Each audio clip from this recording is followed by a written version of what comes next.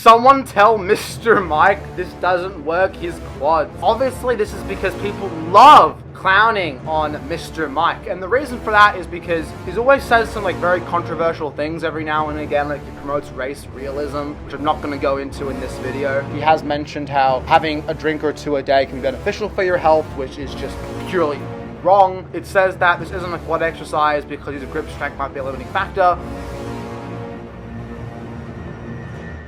In my last video, we reacted to this Instagram reel where it calls out Mr. Mike for not being the most scientifically accurate and having the best hypertrophy training. Then I put a community post up asking you guys which influencers or creators you think I should make videos on, and one of you said Mr. or more well known as Dr. Mike. So I'm going to go through the same Instagram account that constantly posts critiques of Mr. Mike. We're going to screen record my phone. We're going to do a live reaction today, and it is going to be a lot of fun. So let's get started. This guy's entire account is pretty much dedicated to clowning Dr. Mike, and it is hilarious. Look at this pinned post he has with 1 million views. Does Bubonic not see the handles? Did Mike Mentzer also do assisted pull-ups? This is reference to the clip where Dr. Mike says that he's bigger and stronger and smarter than Mike Mentzer. Who am I compared to Mike Mentzer? Well, I'm bigger and stronger than Mike Mentzer. I'm more educated than Mike Mentzer. I know more things than Mike Mentzer. That's it. And he might actually be bigger or stronger. I'm not too sure how much he weighs for his height or whatever. But all we know is he definitely does not look as good as Mike Mentzer. Whether that's a pure muscularity issue or how Dr. Mike specifically responds to steroids, I'm not too sure. We've also got somebody tell Mr. Mike this isn't an ab exercise. I don't know, the music gets me every single time. And the reason why it's technically not an ab exercise isn't just because he's not using straps, like I'm sure he mentioned in the caption. His grip will give out way before his abs come close to failure. But he also talks about how the primary movement of a leg raise is hip flexion, saying leg raises are an ab exercise, like saying a squat is a cup exercise. It works it a bit, but it is certainly not the prime mover. To actually work your abs in a hanging leg raise, you have to basically make your butt face the wall in front of you. If you just move your legs up and down without actually flexing your spine, which is the function of the abs, you don't really train the abs properly. You just train mostly the hip flexion muscle. Someone tell Bob there's a bench behind him. Nah, I will not tolerate this slander. Deficit push-ups can be a great chest builder. I will not tolerate the slander. Somebody show Mr. Mike how to do a row. Yeah, Dr. Mike is all over the stretch. He loves to stretch. He has a fetish for that stretch. The thing is, the stretch was sort of debunked by Jeff Nippert in this study he did, like, I think a year or two ago, where he got a bunch of advanced lifters together to do either lengthened partials or full range of motion, and they found they were equal. They were basically the same. So I asked Dr. Pack and Dr. Wolf to present the findings to me on a graph. Let's do it. The hype! You're legit hyped. I actually am. Full range of motion, Let's see it. 6.6%. Trained lifters, 8 weeks. Show me the money.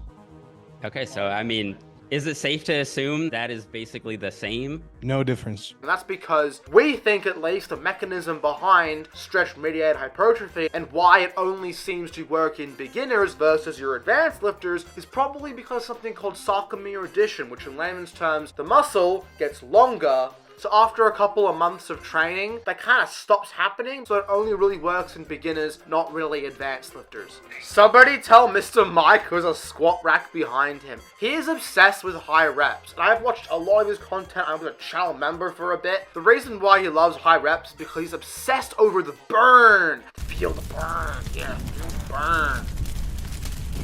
Feel the burn. The problem is the burn, or muscle soreness, or whatever it is, doesn't actually cause muscle growth. It's simply a byproduct of hypertrophy training, or aka muscle damage. When he tries to base all his training around trying to get sore, you're sort of aiming for something that might mean you had a good workout, but doesn't necessarily mean you've had a good workout, so it's just kind of not the best approach to training in general. And I wonder why there's so many people with PhDs that just cannot agree with each other. There are people with PhDs who all clown Dr. Mike, and there are people with PhDs who support Dr. Mike. It's insane because ultimately a lot of the science isn't concrete. We don't really know everything, and once you try and niche down into these more specific what ifs or maybes or is this better than this, there's no actual one strong scientific consensus. So you find with these more niche debates, there's no one scientific body that can go, this is right, this is wrong, and you're an idiot.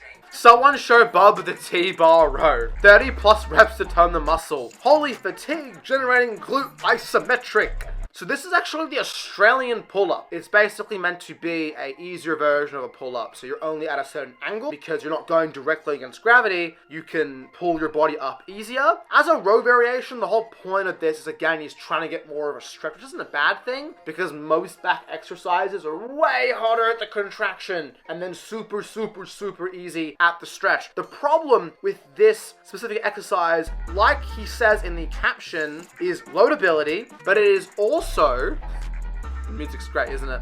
But it's also, it gives you some stretch, but not actually that much. Ultimately, it's kind of impossible to make a row way harder at the stretch than the contraction. I wouldn't recommend this exercise. Just do a standard row.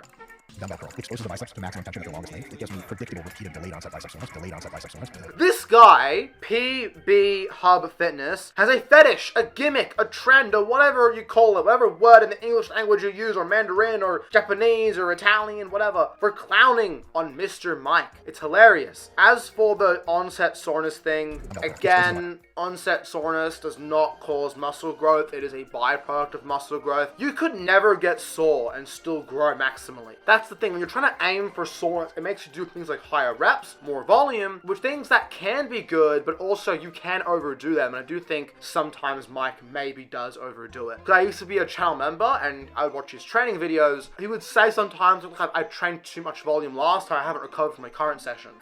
Holy isometric. Bub needs some straps. Someone show Bub the leg extension. Yeah, I've never seen this before. This is curious. So basically, you hold yourself in place with the handles, and then you kind of use a chair behind you, and then you do like a assisted squat. Honestly, this setup is probably a pain in the ass, but it'll work for a little while. Then you get too strong for it, and then you'll have a problem because it's practically impossible to load up, but it will work. That is us clowning Mr. Mike today. Dr. Mike, overall, most of his advice I do think is good, but he is wrong on some key things or doesn't have the full picture. It's strange because when the new science about the stretch came out, the Jeff Nippard study that he conducted, all the other stretch advocates talked about it. And I, as Dr. Mike fan, was excited to see Dr. Mike perhaps cover this new study and talk about what does this mean for how he's going to change his training, what does this maybe mean for the science moving forward, and he just kind of ignored it. It was a bit disappointing for me. Dr. Mike, overall, I still love his content. Do go ahead and subscribe. But keep in mind, you cannot trust everything anyone says online. Everybody is always wrong a little bit, including me. Give me your thoughts in the comment section down below. Thank you all for watching